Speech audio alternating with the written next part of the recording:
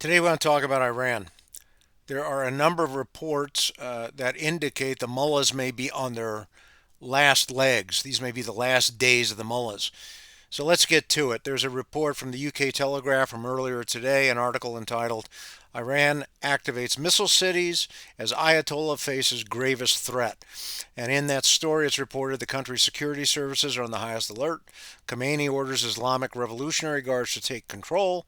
Security services are hunting down police who do not, the police who did not and do not fire on protesters. So, in other words, the police got to shoot the protesters, or else they get in trouble with the Iranian Revolutionary Guard. Okay, the Washington Post also had an article come out today. Massacre, it called Massacre Feared as Iran Tries to Crush Protests. The Post reports that, quote, there's a dramatic escalation in the use of deadly force, end of quote.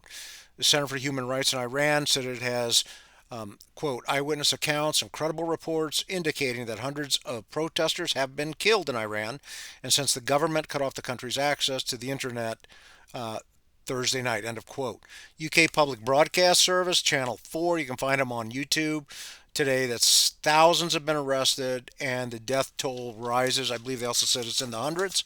And they have some video clips of the caskets. So what's going on? Well, the economy is failing. The money is worthless. And it's been that way for a very long time. And on top of that, you've got a very repressive, theocratic regime, which has impoverished the people. It's a tyranny.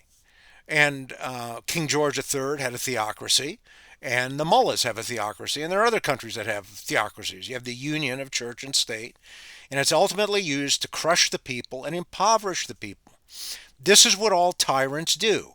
Whether it's a theocracy, or whether it's a monarchy, or whether it's just a dictator, this is what they do.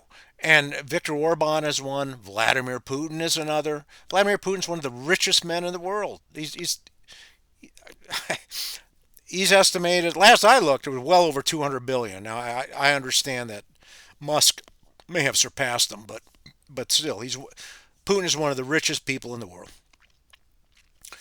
So the theocratic regime represses its people, denies it human rights, does not give people justice and freedom that they are entitled to as human beings. And you can find verification of this with a number of reports from Amnesty International.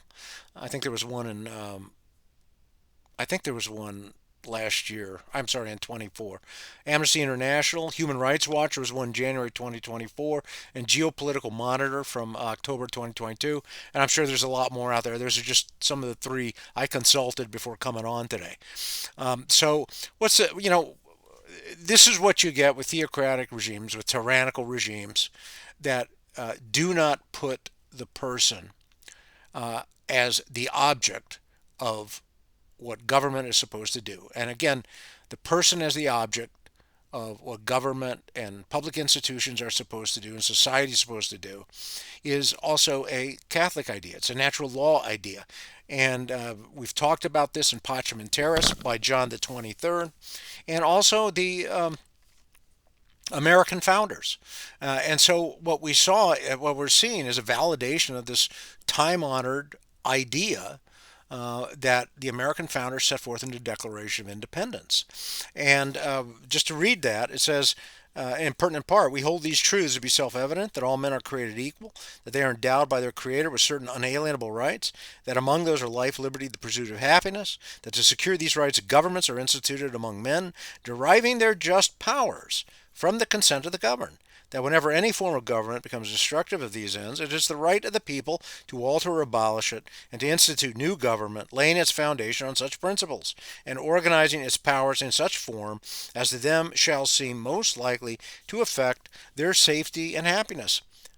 That's from our Declaration of Independence, and that is founded in Bellarmine and Suarez.